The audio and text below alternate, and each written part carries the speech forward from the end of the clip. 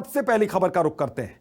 वैसे तो मध्य प्रदेश को टाइगर स्टेट के नाम से भी जाना जाता है, लेकिन अब बाघों की मौत के मामले में एमपी पूरे देश में सबसे आगे निकल गया।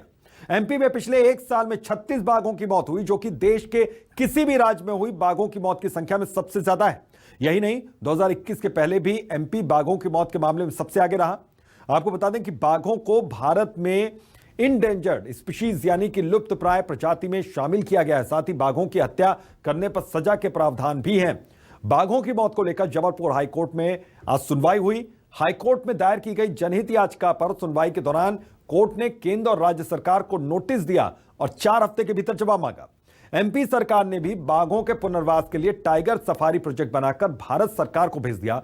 16 करोड़ की लागत वाले इस प्रोजेक्ट को केंद्र सरकार से मंजूरी मिलते ही टाइगर के पुनर्वास की प्रक्रिया शुरू हो जाएगी। लेकिन फिर भी बाघों की कम होती संख्या एक बड़ी समस्या है और इस पर बात करना बहुत ज्यादा जरूरी है।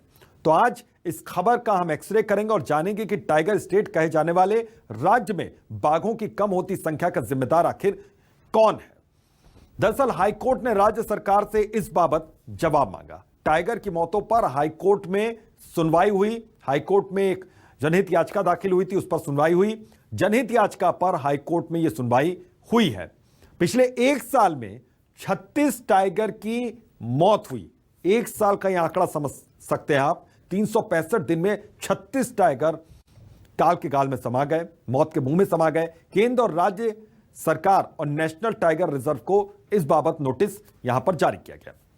कोर्ट ने जवाब देने के लिए 4 हफ्ते का वक्त सिर्फ दिया है। यहां पर टाइगर के प्राइवेट पार्ट काटकर सप्लाई किए जा रहे हैं, इनकी तस्करी की जा रही है, यह हो रहा है वहां पर।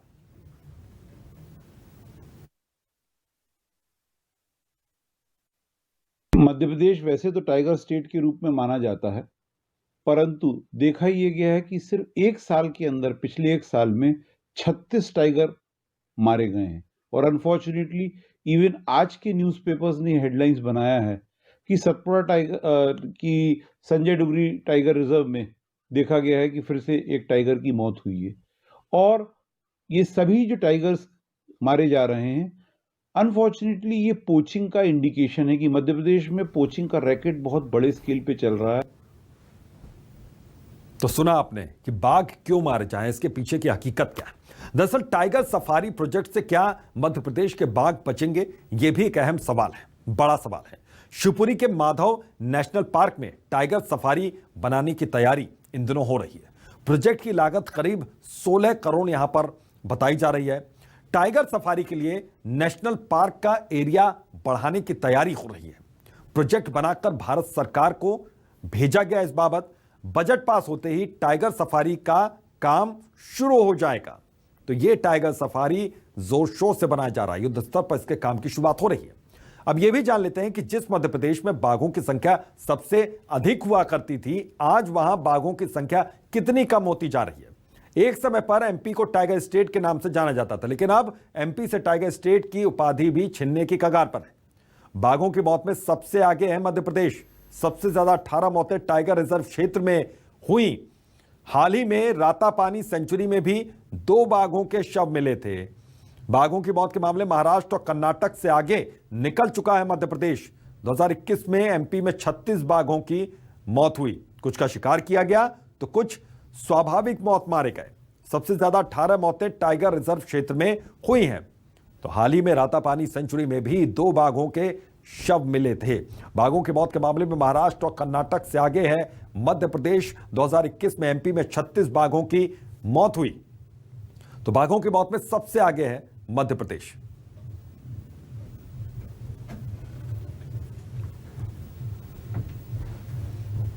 तो बाघों का सबसे ज्यादा शिकार मध्य प्रदेश में हुआ है। मध्य प्रदेश में सबसे ज्यादा बाघों का शिकार हो रहा है। 2020 में भी एमपी में 26 बाघों की मौत हुई थी।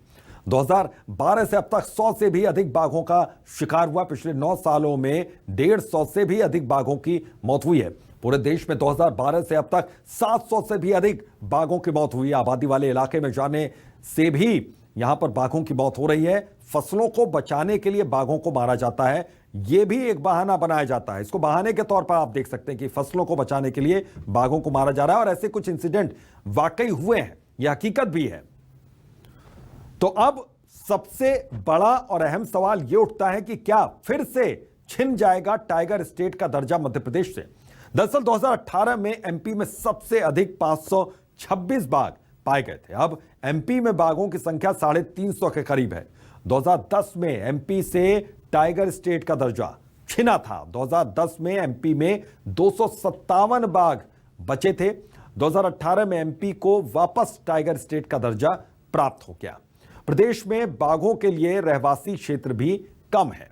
तो प्रदेश में बाघों के लिए रहवासी क्षेत्र काफी कम है, तो फिर से क्या टाइगर स्टेट का दर्जा यहां पर छिन सकता है? ये एक बड़ा सवाल है और यह सवाल इसलिए उठ रहा है क्योंकि लगातार बाघों की वहां पर मौत हो रही। कुछ बाघ जानबूझकर मारे जा रहे हैं, कुछ की यहां पर प्राकृतिक मौत हो रही है। फिलहाल एक छोटे से ब्रेक के लिए रुकते हैं, जल्द हाजिर होते हैं।